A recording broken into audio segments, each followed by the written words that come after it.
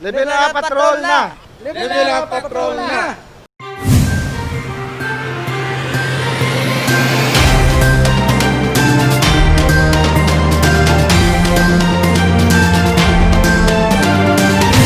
Trese ka mga barangay sa syudad sang Iloilo ang ginpaidalom sa total lockdown umpisa subong nga adlaw. Sumugod subong nga adlaw ginakonsidera na nga total lockdown ang mga barangay nga may masobra 3 ka mga kumpirmado nga COVID-19 cases. Ini nga mga barangay amo ang Simon Ledesma sa Haro, Ortiz, Sook sa Arevalo, Concepcion sa City Proper, Bulilao, Kalumpang, Mansaya, San Isidro sa Haro, Barrio Obrero sa Lapuz, MH Del Pilar, Aguinaldo, kag Punong Lapuz. Natalupang dan sang COVID-19 team ang pagsaka sang numero sang confirmed cases subong nga bulan. Sang Setyembre 15, nalista ang pinakamadamo nga kaso sang COVID-19 sa isa lang kaadlaw sa syudad nga nagdangat sa 120. Samtang buwas nga adlaw, sarado sa publiko ang Iloilo City Hall building. Ini para sa igapatigayon nga swab test sa tanan nga mga empleyado. Magalawig ini tubtob sa Biyernes. Nag-meeting kay na ang aton COVID team sang aga kag ginrekomendar nga 13 sa aton nga mga barangay ipaidalom naton sa total lockdown.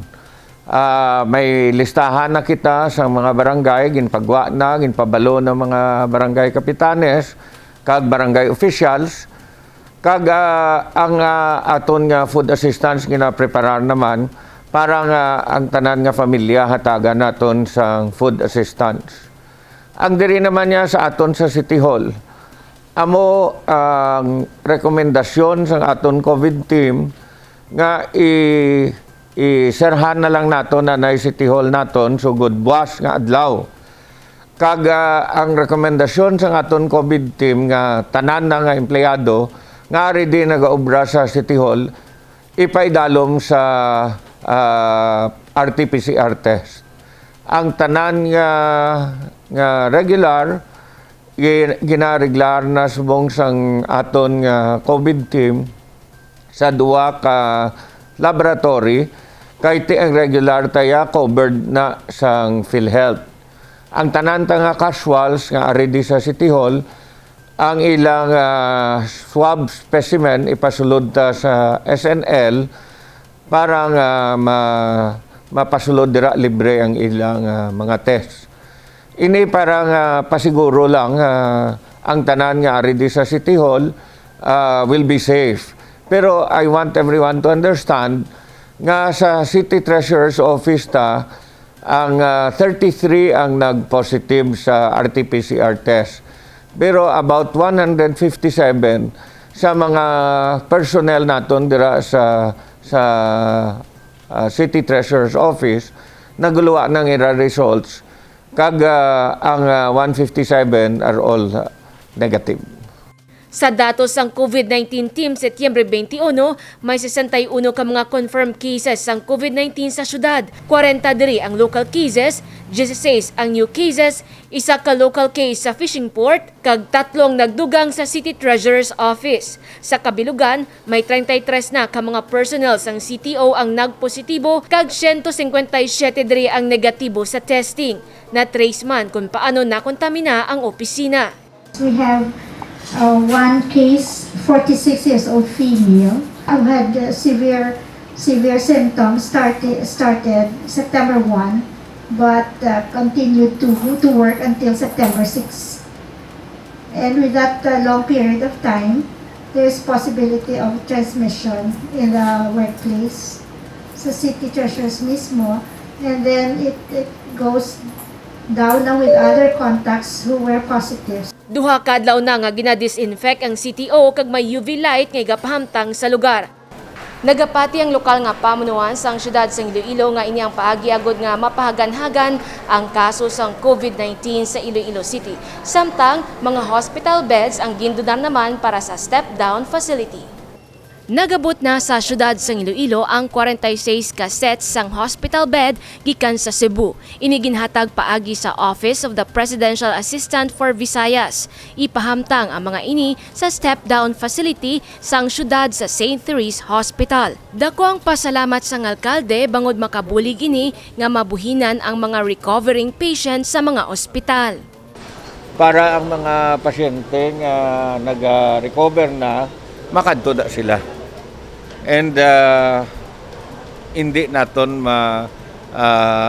puno ang mga hospitals because at least may 50 kita nga mga recovering nga mga patients nga makagwa na sa mga hospital kag makaatipan kita. Kung recovering patient na, pag-asayluhon sila sa step-down facility agud nga magamit ang iban nga hiligdaan sa mga COVID patients nga admitted pa sa mga ospital. We want to make sure that the COVID beds will be available, especially for those who need the beds. No? Amo na ang whole theory nga ang gagasto kita para sa aton quarantine facility, sa aton isolation centers, para sa mga positive asymptomatic, para nga ang hospital beds ta hindi mapuno. Gimpasalamatan man sang alkalde ang mga taga Cebu nga nagdonar sini nga hospital bed kag tent. Inyang natigayon nga madala sa Iloilo pinaagi sa Philippine Coast Guard. Napulo ka mga bangka ang formal na nga gintugyan sa mga manug pangisda gikan sa distrito sang Molo kag Arevalo. Pagpangisda ang nagapanguna nga pala nga buhian sang 55 anyos nga si Nino.